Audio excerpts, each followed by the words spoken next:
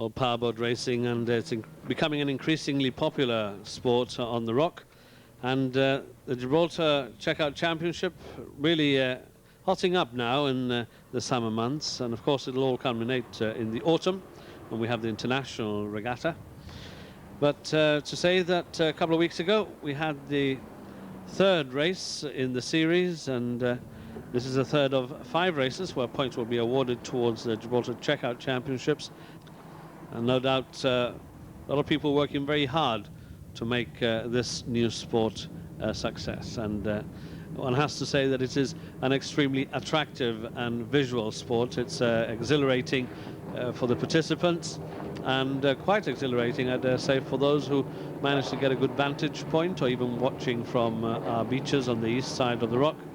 And conditions like those that we're seeing at the moment, idyllic conditions really, just a bit of a bounce there to make it just a little bit more exciting for the uninitiated. But most of these craft being able to motor quite smoothly. It'll be interesting to see when weather picks up a little bit, like it did indeed on the first race, where the course had to be shortened. But we can see that that sea coming in from the southwest, and an exciting view there from the turns at the southern end of the course, which always provides all the spills and thrills as the boats converge onto the buoy that they have to go around each time. And once again, very well attended. 6 vessels taking part.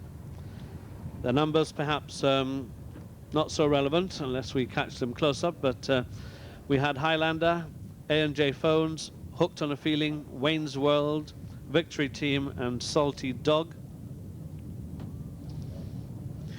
And these teams, I dare say, thanks to a lot of sponsorship and some of the team members not being left out of pocket, I dare say, but I'm sure they're putting a fair amount of cash into a sport like this, where the fine-tuning of the material that you're using, in this case a very expensive speedboat with a very expensive engine, needs to be upgraded every week, particularly in those days leading up to the races, where you can't leave anything to chance. So the races, which no doubt exhilarated and thrilled, some good shots there of the vessels virtually taking off. You can see right down to the bottom of the leg, and almost with the propellers out of the water. We look at some of the average speeds that were achieved. The top average speed on the day was 43 nautical miles per hour. The lowest speed, average speed that is, was 33 nautical miles per hour, and that in itself is quite quick when you're bouncing around like those chaps are doing there on the return leg, again way down south to complete yet another round the buoys. Looking at the team event, and of course the winners of this particular race. First in was Highlander, and they were given 400 points for the win. A&J Phones second. Highlander with an average speed of 43 nautical miles per hour. A&J Phones 42 nautical miles per hour, so just behind them there, but it cost them 40 points. They only got 360. Then Hooked on a Feeling third, and fourth Wayne's World 38 nautical miles per hour. Victory's Team on 35, and Salty Dog on 33. The Pilot or Drivers Championship, points there for the first man in on Highlander, Alan Parker, then Adrian De Los Santos of A&J Phones, Anthony Lombard third, Carl Tinkler fourth, Jonathan Victory fifth, and Daniel Victory was sixth. And for the co-drivers, because they also score points in the event that there are any changes in that, Aisha Borge, he was piloting Highlander, or co-piloting with Alan Parker. He led on the day. Second was Carl Mesilio, Ernest Gaetano third, Wayne Houghton fourth, Joseph Gilbert fifth, and Liam Baskers sixth. And all these drivers and co-drivers no doubt spent a lot of time preparing the craft together with their backup team. In some cases, they're quite numerous. Even some of them are being given a chance there to wave as they come across the finish line. And aptly, it was a Gibraltar flag waving them in as they finished the race. Presentation followed as usual, and we'll have a look at that in a moment. Just to go over the general standings for the competition. Highlander still first, with Wayne's World in second in the aggregate accumulated points.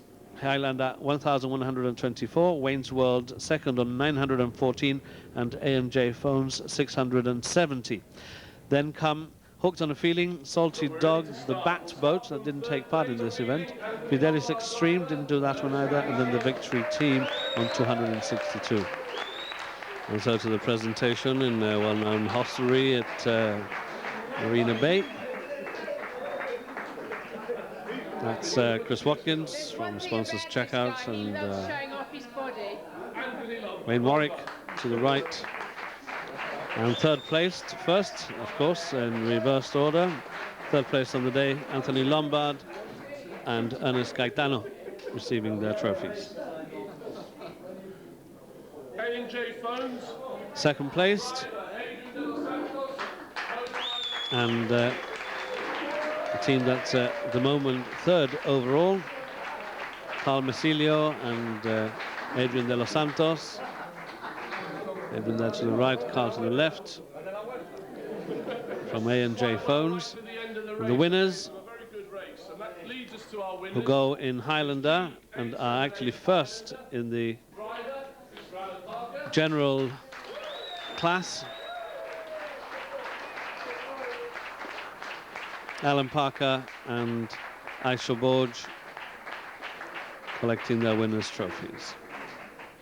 Alan and Aisha are top in the general classification for driver and co-driver, and we look forward to the next series of powerboat racing, and we'll keep you informed on these.